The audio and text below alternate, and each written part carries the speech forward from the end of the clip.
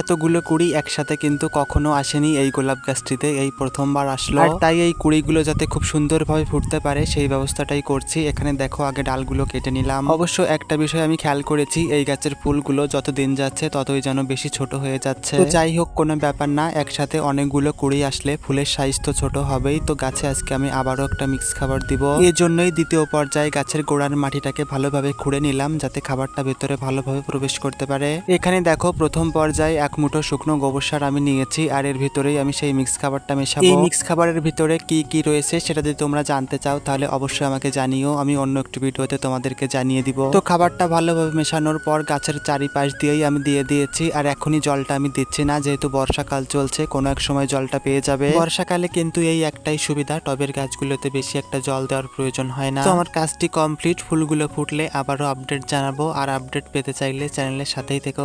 Tata.